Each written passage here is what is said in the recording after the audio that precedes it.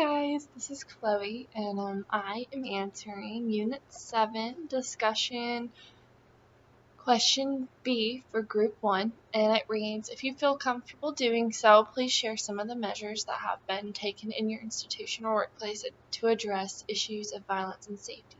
Give specific examples. So I worked at a Title I school, and it was 2017, 2018, and I took this past year off teaching. But anyways, when I worked there, it was the beginning of the school year. We had one principal, and he was awesome. He was very relational and wanted to be buddy with the kids and with the parents, and so safety wasn't really a big issue.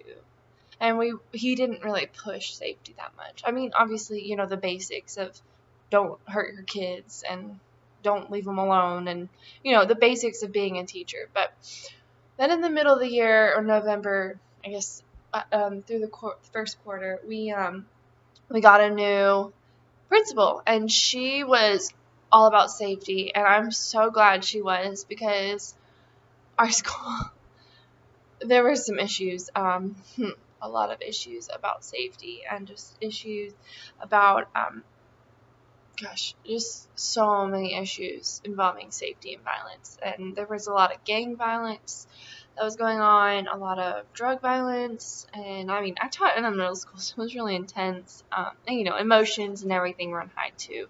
We had a fight, like in 7th grade, we had a fight per week. If we didn't have a fight that week, it was a good week. It was just really sad. Anyways, so when she got there, she realized how awful our safety policies were, and she got us in shape. Like, every month we would do our fire drill like normal. We would also do a lockdown drill, which we hadn't never done before, and legally I think you only have to do 2 a year, but she made us do one every month. We weren't keeping our doors locked. Honestly, I didn't even know I had to keep my classroom door locked, but she said that if we're in the classroom, or even if we're not in the classroom, our door should be locked from 7:30 a.m. to 3:30 p.m. till the kids leave. No matter what, the door should be locked so nobody can get in your room. Our windows we could keep open if we were in the classroom, but if we left, we had to shut them. Which all this was new.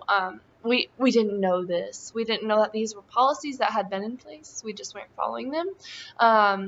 And our last principal didn't really bother to tell us or keep us accountable and inform us. But this new principal, she was amazing, and she is amazing. She's still there.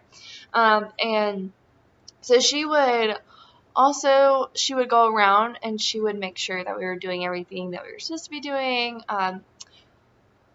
When we would transition between, classes, or if we would transition between, our class and electives or lunch or whatever, we would kind of just go as a whole blob of 7th grade. But then she realized that that's really dangerous, and she would put us in lines, kind of like kindergarten, but it was like needed. And so then that way kids aren't running into each other. It's all one straight line, and there's the less of a chance of violence. We also had a lot of issues in the bathroom where, our gangs, our 7th grade gangs, would try to shiv each other. This all sounds really intense, but they would go to the bathroom, and they would tell someone to meet them in the bathroom at a certain time. And so we had to start doing a thing where you had to check in and check out at certain times. So the kids had to sign in and sign out of the classroom, so we know how long they were gone, when they were gone. If something happened in the bathroom, we can all compare our notes and see who was in the bathroom at that time.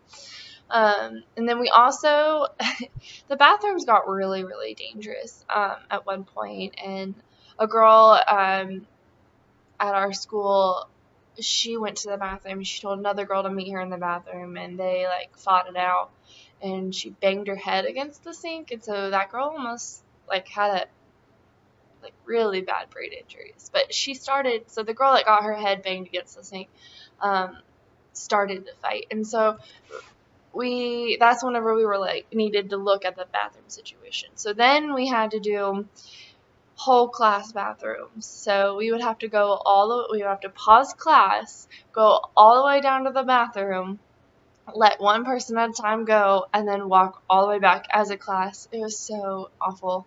And so we allowed them to go twice a day, I think. And then they can go during lunch. But it was ridiculous. Bathrooms were the biggest issue that we had. We also, the front door to the school stayed locked no matter what. And every single person that came in the building had to go through the main office. They had to call in, which most schools do that. You have to call in, and then someone lets you in.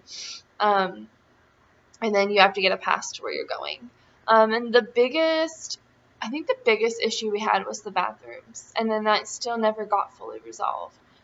That was tough, and it's tough in middle school when you have girls who need to go to the bathroom, if you know what I'm saying, and you can't say no to that, and you have issues, you have puberty issues that you can't say no for certain things, but then you have kids who do nothing wrong and they just get punished for it too by only being able to go to the bathroom twice a day.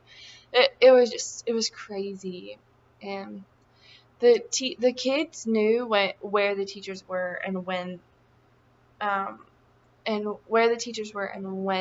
they were like at the certain location, so they knew how to play the system too.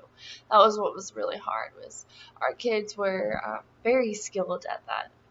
So that was really fun. The safety issues that we had for us as teachers with the kids, between us, I've never hurt a kid, I've never threatened a kid. Nothing like that has ever happened. I've had kids threaten me though. When I was pregnant with my son, it was like the end of it was like April, May. I was about 4 or 5 months pregnant, and I had a girl, she got really mad at me because I told her to start doing her work, and I took away her laptop because she wasn't working, and she just we had a lot of emotional disturbance issues at this school, and she just got up and started yelling at me, and she told me she was going to kill my baby, she was going to kick me in the stomach. Granted, she's like 4'9", like she's itty bitty, and she weighs nothing, but so she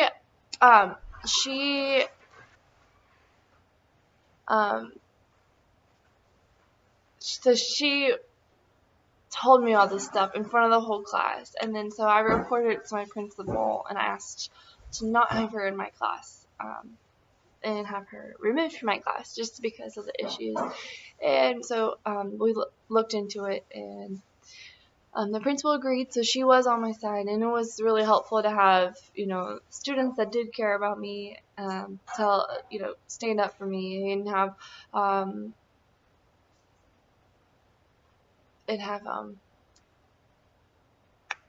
the principal that backed me up also. So especially whenever a parent comes in, and the principal talked to the parent and pulled me in to talk to her too, and that was really kind of terrifying.